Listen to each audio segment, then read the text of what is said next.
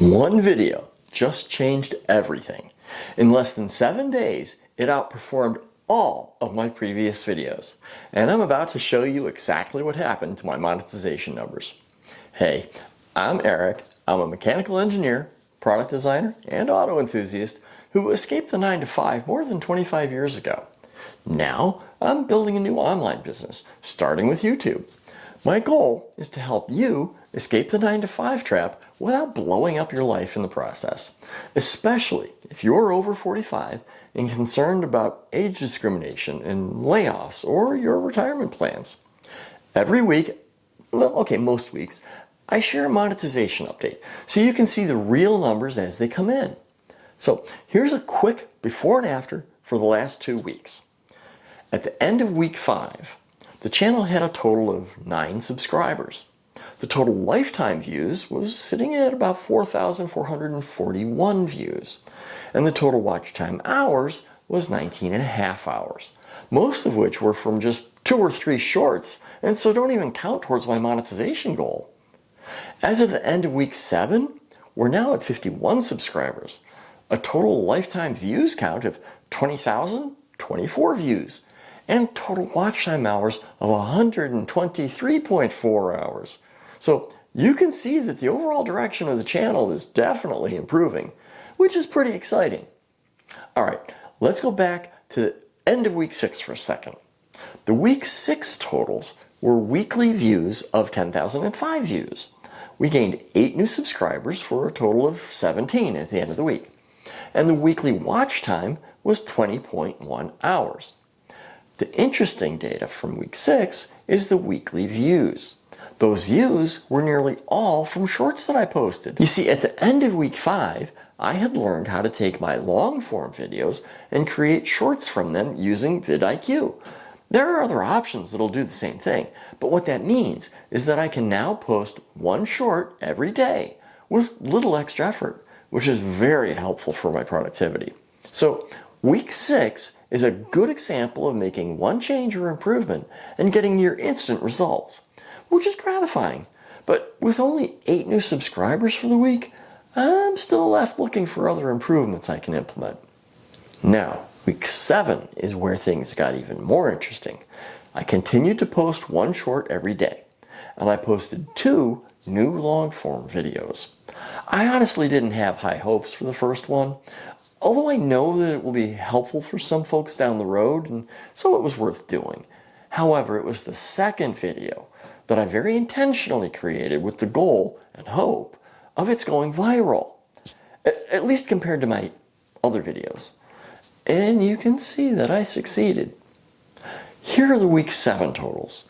There were 4,947 views for the week, and of that total, 1,496 views were from the one video between Saturday and Sunday nights. While YouTube's analytics page is showing an increase of only 26 subscribers for the week, my total channel growth shows 34 new subscribers. You see, 51 minus 17 equals 34, right? It appears that YouTube has a reporting lag for some of the metrics. Either way, this one video drove all of my subscriber growth for this week. My watch time hours for the week is now 82.5 hours. And the good part of this metric is that most of these hours are from that one video, and they count towards monetization, unlike the shorts watch time hours. So again, the main driver of that change was one video. So let's talk about that video, because this is where the real learning is. That video is called Too Old to Start Over, Too Broke to Retire. It's literally my own personal situation, how I feel about it, and what I'm doing to fix it. I posted it Saturday night, as soon as it was finished. As of late Sunday, it has a click-through rate, or CTR, of 7.1%. And the average view duration is 3 minutes and 36 seconds. Now, let me break down what these numbers actually mean for monetization progress, because these 2 metrics tell you whether YouTube will continue promoting your video or let it die. First, click-through rate at 7.1%. You see, that's the percentage of people who saw my thumbnail and title in their feed and then actually clicked on it. YouTube's average is somewhere between 2 and 10%, with most small channels sitting around 4 to 5%. So 7.1% is excellent. It means my thumbnail and title combination did their job. People wanted to watch. Second, the average view duration of 3 minutes and 36 seconds. See, on a 9-minute video, that's about 40% retention. Now, YouTube typically wants to see 50% or higher for maximum algorithm push, but here's why 40% is actually solid progress for monetization. Most viewers drop off in the first 30 to 60 seconds. If I'm holding people for nearly 4 minutes, that means my hook worked and the content delivered on the promise. More importantly, every one of those 3.6 minutes counts towards my 4,000 watch time hours needed for monetization. Like I said before, that's unlike the shorts where the watch time requirement is so high, it basically doesn't count. So are these numbers good? For a channel with 51 subscribers? Hell yeah.